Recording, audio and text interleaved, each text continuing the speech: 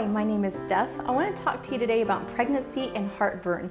When I was pregnant with our firstborn, I had never experienced heartburn before then, and I started experiencing it really badly during my pregnancy with her.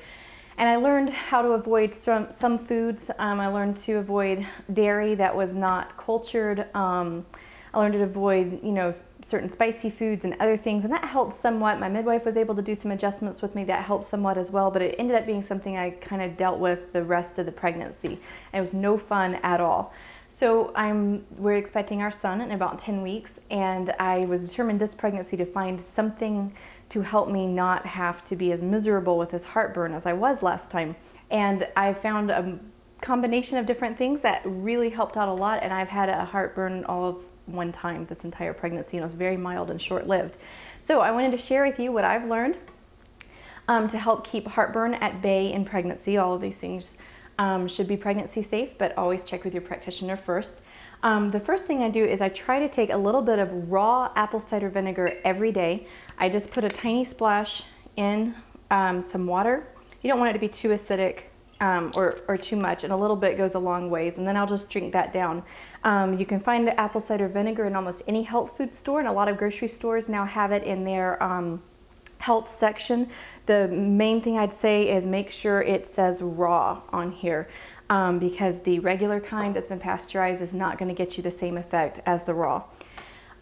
This seems to just keep the pH of the stomach balanced pretty well, and helps it's a good preventative maintenance thing to do. The other thing I drink often that helps, and especially on days when I don't get around to doing the apple cider vinegar, is trying to drink a full 8 ounces of kombucha, and kombucha helps a lot as well. Again, helps normalize the pH, helps to keep the gut balance where it needs to be. The other thing I learned is to take digestive enzymes with preferably every meal, but I don't do it every meal. I do try to use it with meals that I know that I'm eating something that's going to cause me problems. So digestive enzymes, I take the ones from Beautiful. Some women say they get a lot of relief from the chewable ones. This is a nice broad spectrum one, so I like using it. And it just helps break everything down without aggravating that whole acid response that leads to the heartburn. The other product that's really helpful, again, just as a thing to do, is tummy tune-up. If I feel like I'm a little prone to it, or if I'm eating a meal that I know might cause me problems, I just take one of these little capsules, or I drop it.